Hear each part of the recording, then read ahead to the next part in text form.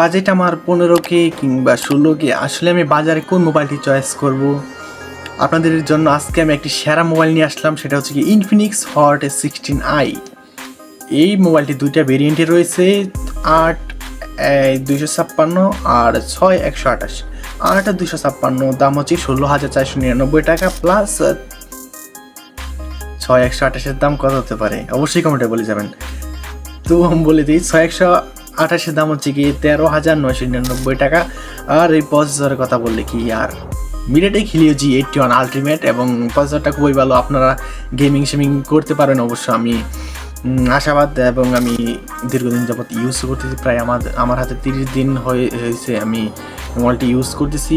আর আসলে আমার কাছে আর কোনো মোবাইল নাই। আমি যে মোবাইল দিয়ে রেকর্ডিং দেখতেছেন এটা হচ্ছে ইনফিনিক্স হট S16i, আর তাই জন্য আমি মোবাইলটা দেখাতে পারলাম না, আমি ভেরি সরি।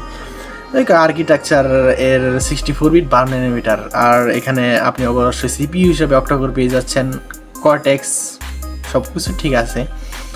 এবং আপনি পেয়ে যাবেন IPS 6.71 ইঞ্চি HD+।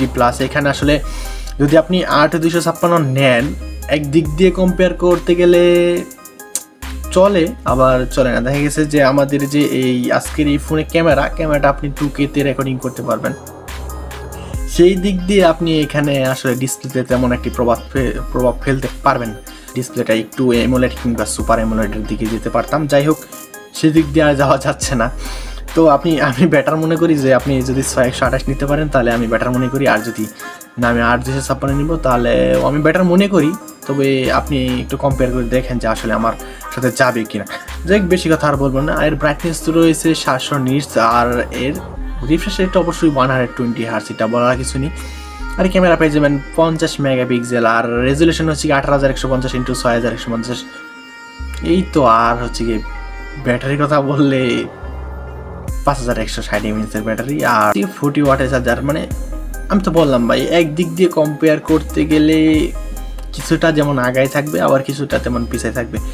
তবে 2K রেকর্ডিং, মানে যারা বিভিন্ন স্ট্রিমিং করেন তাদের জন্য আমি মনে করি বেটার। মোবাইলটা যদি আপনার সব দিক দিয়ে বিবেচনা করে বলি তাহলে ভালো, খারাপ না। এখানে খারাপ দিক তেমন কিছু নেই, আপনারা চাইলে নিতে পারেন। তো শেষ কথা আর কি, আমি একটাই বলবো, যারা আমার চ্যানেলটাকে এখনো সাবস্ক্রাইব করেনি অবশ্যই সাবস্ক্রাইব করে দিয়ে পাশে থাকবেন। তো সকলে ভালো থাকবেন, সুস্থ থাকবেন।